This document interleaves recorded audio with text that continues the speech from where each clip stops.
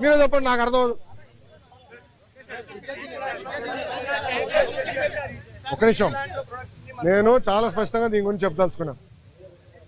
పిల్లలకి ఎలాంటి ఇబ్బంది లేదు ఈరోజు, ఎందుకంటే డైరెక్ట్ యజమాని అకౌంట్లో మేము వేస్తామని హామీ ఇచ్చాం. రైట్, ఆల్రెడీ ఫైనాన్స్ కూడా కేటాయించాం.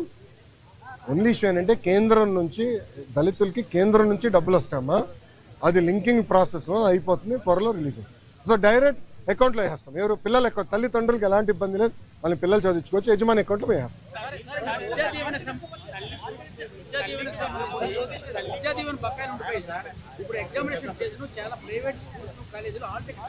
ఒక నిమిషం, ఎవరు ఇవ్వట్లేదు నాకు చెప్పండి, కఠినంగా యాక్షన్ తీసుకుంటా. ఒక నిమిషం, నేను యాక్షన్ తీసుకుంటా. ఒక నిమిషం, నేను యాక్షన్ తీసుకుంటా. ఒక నిమిషం అమ్మా, నేను పూర్తి చేయనండి. సార్ ఆగండి సార్. సార్ మీరు వినండి. మేము కలెక్టర్ గారికి క్లియర్గా చెప్పాము, ఆల్ మేనేజ్మెంట్స్తో మాట్లాడమని చెప్పాము. ఎవరిని అట్లా చేస్తే కఠినంగా మేము యాక్షన్ తీసుకుంటాం, దాంట్లో ఎలాంటి సందేహం లేదు. పిల్లలు ఆగే ఎగ్జామ్ రాసుకోవచ్చు, డైరెక్ట్గా కాలేజ్ అకౌంట్లో డబ్బులు వేసే బాధ్యత మాది. ఓకేనా? ఇప్పుడు ఒక నిమిషం, గత ప్రభుత్వం, ఒక నిమిషం చప్పట్లు కొట్టే మనలో, గత ప్రభుత్వం సుమారుగా 3,000 కోట్ల రూపాయలు బకాయిలు పెట్టిపోయింది. ఎందుకు పెట్టారో వాళ్ళని అడగండి, కోడిగుడ్డుని అడగండి ఒకసారి, ఎందుకు బకాయిలు పెట్టిపోయినాడు.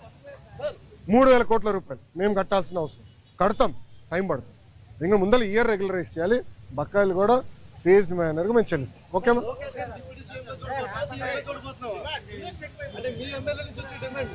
తెలుగుదేశం పార్టీ కార్యకర్తగా చూస్తున్నాను అంతే, నాకు అవసరం లేదు అనా. ఒక్క నిమిషం, చంద్రబాబు నాయుడు గారు నాకు ఏ బాధ్యత ఇచ్చినా అహర్నిశలు నేను కష్టపడతా, పని చేస్తా, పార్టీని బలోపేతం చేస్తా, అంతేగాని పార్టీకి చెడ్డ పేరు మటుకు నేను తీసుకురాను.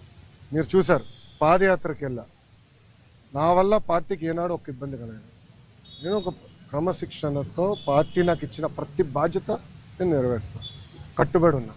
కొత్త కమిటీల్లో నేను కూడా ఒక చర్చ చేస్తున్నా, రేపు పాలిట్ బ్యూరోలో డిస్కస్ చేస్తున్నా. ఒక వ్యక్తి ఒక పదవిలో 3 టర్ముల కన్నా ఎక్కువ ఉండకూడదు, నేను వ్యక్తిగతంగా నమ్ముతాను. అది నా వ్యక్తిగత అభిప్రాయం, పార్టీ అభిప్రాయం కాదు, నాయకుల అభిప్రాయం కాదు, నా అభిప్రాయం, లోకేష్గా నా అభిప్రాయం. నేను కూడా ఈసారి నేషనల్ జనరల్ సెక్రటరీగా ఉండకూడదని నేను భావిస్తాను. ఎందుకంటే 3 టర్ములు నేను అక్కడనే ఉంటున్నాను, వేరే వాళ్ళు కూడా అవకాశం రావాలి. గ్రామ పార్టీ నుంచి పార్టీలో మూవ్మెంట్ పాలిట్ బ్యూరో వరకు రావాలనేది నా లక్ష్యం, నా ఆలోచన. రైట్ ఆర్ రాంగ్ అది పెద్దలు నిర్ణయిస్తారు, నా ఆలోచన అది. అందుకే ఈసారి నేను కానీ రాము కానీ, మళ్ళీ రాము అంటే ఏడుస్తారు వైకాపా వాళ్ళు, ఎందుకు ఏడుస్తారు నాకు తెలీదు. రాము ఏమో నన్ను అన్నంటాడు, నేనేమో రాము అంటాను, నేను ఇద్దరే. సో రాము కూడా, మొన్న రాము నేను కూడా మాడుకున్నాం, దావోస్ కూడా లంచ్ చేస్తుంటే మేము మాడుకున్నాం. సో రాము కూడా ఏదన్నా నేను కూడా వేరే దానికి వెళ్దాం, వేరే వాళ్ళకి అవకాశం ఇద్దాం, పార్టీలో మూవ్మెంట్ రావాలని మేము అనుకుంటాం. ఓకే ఓకేమ్మా, థ్యాంక్ యూ. ఏంటన్నా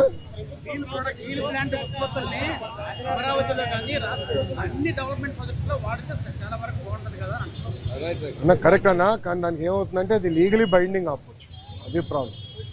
అంటే రేపు ఇప్పుడు ఓపెన్ మార్కెట్ ఉన్నప్పుడు ఏమవుతుందంటే, రేపు ఎవరన్నా కోర్టుకు వెళ్ళి ఒకటి కేసు ఇస్తాడు, ఇంకో వాళ్ళు ₹1 తక్కువ ఇస్తున్నారంటే ఫినిష్డ్, అడిగే వాళ్ళు గొడవలు అవుతుంది, ఆ ప్రాబ్లమ్స్ ఉన్నాయి. అది కూడా డిస్కస్ చేసాము, అది టెండర్ ప్రాసెస్ ఫాలో అయిపోతే మనం అందరూ ఇబ్బంది పడతాం. ఓకేనా? హ్యాపీనా? All question answer. సాక్షి రాలా, నెక్స్ట్ టైం పట్టుకురండి, సాక్షిని. నేను ఎక్కడ ఉన్నా కదా, ఏం మరో సాక్షి TV9 రాలా? వచ్చాడు, TV9 వచ్చాడు, రెడీగా ఉన్నాడు. Okay boss, thank you sir, జై హింద్. పార్టీ ఆఫీస్ కదా సార్,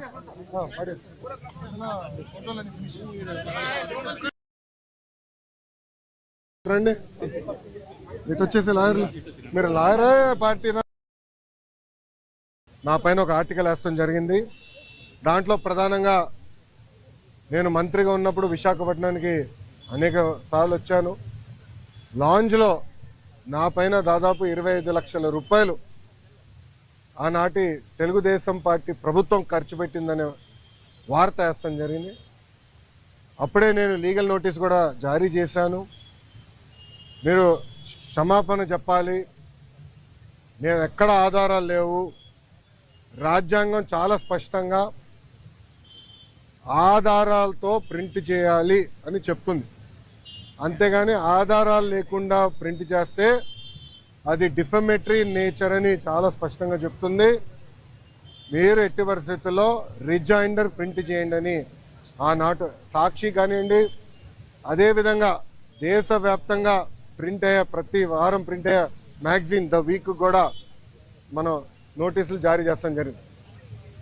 ద వీక్ అవుతే ఇమీడియట్గా మా దగ్గరకు ఉన్న సమాచారం కరెక్ట్ కాదు, మీరు చెప్పిందే కరెక్టు, మేము రిజైండర్ ప్రింట్ చేస్తామని వాళ్ళు చాలా స్పష్టంగా ప్రింట్ చేస్తాం జరిగింది. కానీ బ్లూ మీడియా గురించి మీకు బాగా తెలుసు. తప్పుడు వార్త పదే పదే రాసి అది నిజం చేయాలని ప్రయత్నిస్తుంది. అదే రీతిలో వాళ్ళు ముందరికెళ్తున్నారు. అందుకే నేను గత 5 సంవత్సరాలుగా న్యాయ పోరాటం నేను చేస్తున్నా. ఇది 4వ వాయిదా. ఎన్నిసార్లే నేను వస్తాను, ఎందుకంటే నిజం నా వైపు ఉంది. గతంలో కూడా మీకు చెప్పాను. ఈ రోజు కూడా మంత్రి హోదాలో నేను వచ్చినప్పుడు పార్టీ ఆఫీసులో బస్సులో పడుకొని సొంత భోజనం నేను తింటున్నా తప్ప ప్రభుత్వం దగ్గర నుంచి కనీసం ఒక్క వాటర్ బాటిల్ కూడా నేను తీసుకోవట్లేదు. నేను ఇక్కడికి వచ్చిన వాహనం కూడా నా సొంత వాహనం, దాంట్లో డీజిల్ కూడా పోసుకుని నా సొంత నిధులతో, ఎక్కడ ప్రభుత్వం పైన ఆధారపడకూడదని మా తల్లి భువనేశ్వరి గారు నాకు చిన్నప్పటి నుంచి నేర్పించారు. అదే రీతిలో ముందరకెళ్తున్నా. ఎట్టి పరిస్థితుల్లో ఈ కేసు నేను లాజికల్ ఎండ్కి తీసుకెళ్తాను. ఎన్నిసార్లు వాయిదాలు వేసినా నాకు ఇబ్బంది లేదు, ఎన్నిసార్లు రమ్మన్నా నాకు ఎలాంటి మొహమాటం లేదు. ఎందుకంటే నేను తప్పు చేయలేదు. నిజం గెలిచడానికి కొంచెం ఆలస్యమైనా నిజం గెలుస్తుందని బలంగా నమ్మే వ్యక్తిని. గతంలో కూడా నేను చూశాను. నాకు నేను కట్టుబడి ఉంటా. ఇప్పుడు మీడియా మిత్రులు కానీ ప్రశ్న ఉంటే సమాధానం చెప్పిన సిద్ధం. అవును సార్, అవును సార్.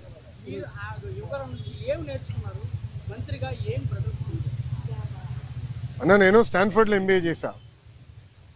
నేను స్టాన్ఫర్డ్ ఎంబీఏకి అప్లై చేసినప్పుడు ఒక ప్రశ్న ఉంటుంది స్టాన్ఫర్డ్లో, వై స్టాన్ఫర్డ్ ఎంబీఏ అని. అంటే ప్రైవేట్ రంగం నుంచి రాజకీయాల్లోకి నేను రావాలనుకుంటున్నాను, ఏదో ఒక టైంలో వస్తాను, స్టాన్ఫర్డ్ ఎంబీఏ నేను ప్రిపేర్ చేస్తున్నాను భావిస్తున్నాను అనుకున్నాను అని రాశా. కానీ అక్కడికి వెళ్ళి చదువుకున్నారు, నాకు అర్థమైందంటే స్టాన్ఫర్డ్ ఎంబీఏ బిజినెస్కి మంచిది అని. పాదయాత్ర రాజకీయాల్లో ఒక ఎంబీఏ లాంటిది. ఎందుకంటే ప్రజలకి దగ్గర ఉంటాం, నిరంతరం ప్రజల సమస్యలు తెలుసుకునేవాడిని. సో ఇప్పుడు ఎవరన్నా నాకు అర్జీ ఇచ్చినా, నన్ను ఎవరైనా కలిసినా, ఒక మెసేజ్ నాకు వచ్చినా, తన వెనకాల ఎంత కష్టం ఉందో నాకు ఇప్పుడు అర్థం చేసుకోగలుగుతాను. సో యువగలం పాదయాత్రలో కూడా నేను అనేక హామీలు ఇచ్చాను. ఒక్కొక్క హామీ నిలబెట్టుకుంటూ వెళ్తున్నాను. ఇచ్చిన ప్రతి హామీ నేను నిలబెట్టుకున్నాను, దాంట్లో ఎలాంటి సందేహం లేదు. రెండోది, యువగలం పాదయాత్ర అయిన తర్వాత నిరంతరం ప్రజల్లో ఉండాలని నా కోరిక. సో అమరావతిలో కూడా, ఎందుకంటే నాకు మంత్రిగా నాకు బాధ్యతలు ఉంటాయి కనుక నేను ప్రజల్లో ఉండాలంటే నిరంతరం ప్రజల్ని కలవాలని ప్రజా దర్బారు పెట్టుకున్నా. ఇక్కడ కూడా మీరు చూస్తే వైజాగ్ వచ్చి మీరే ఉన్నారు. కోర్టు కొంచెం లేట్ అవుతుందని పరిగెత్తుకుంటూ వచ్చే తప్ప మళ్ళీ ఇప్పుడు వెనక్కి అక్కడికి వెళ్తున్నా, పార్టీ హౌస్కి వెళ్తున్నా, ప్రజల దగ్గర అర్జీలు తీసుకుంటున్నా, వాళ్ళ సమస్యలు పరిష్కరించే మార్గం నేను ఎత్తుకుతాను. ఆల్రెడీ మేము రాసుకున్నాము, అది సంబంధించిన మంత్రులందరి దగ్గర పంపించాను. ఆర్థిక శాఖ హిట్ టీవీ యాప్, ఇందులో short news, live news, entertainment shows, movies, digital magazines తో పాటు మీ జిల్లా వార్తలను కూడా ఫ్రీగా చూడొచ్చు. అంతేకాదు కేజీ నుంచి పీజీ వరకు విద్యార్థులకు స్కాలర్షిప్ కూడా అందిస్తున్నాం. ప్రతి వారం 10 మందికి లక్కీ డ్రా ద్వారా ఒక్కొక్కరికి 10,000 రూపాయలు అందిస్తున్నాం. ఇంకెందుకు ఆలస్యం, వెంటనే హిట్ టీవీ యాప్ ని డౌన్లోడ్ చేసుకుని ఫ్రీగా ఎంటర్టైన్మెంట్ పొందండి. Hit TV app, hit TV app, please download hit TV app. Hit TV app ని ఫ్రీగా డౌన్లోడ్ చేసుకొని ఎంజాయ్ చేయండి. మీకు నచ్చిన ఎంటర్టైన్మెంట్ కోసం హిట్ టీవీ యాప్ ని ఫ్రీగా డౌన్లోడ్ చేసుకొని ఎంజాయ్ చేయండి. హిట్ టీవీ యాప్ ని డౌన్లోడ్ చేసుకుని ఆస్వాదించండి, ఆశీర్వదించండి. ఇంతమంది సెలబ్రిటీలు హిట్ టీవీ యాప్ ని డౌన్లోడ్ చేసుకోండి అని చెప్తున్నారంటే ఎంత మంచి యాప్ ఆలోచించండి. అమెరికా అమెరికా అమెరికా అమెరికాలో చదవాలనుకునే వాళ్ళకి విశ్వసనీయమైన పేరు మన శౌర్య కన్సల్టెన్సీ. UK లో 1 year masters, UK లో 1 year masters, 2 years work permit up to 5 years visa. Contact Saurya Consultancy. Contact 89851 89851.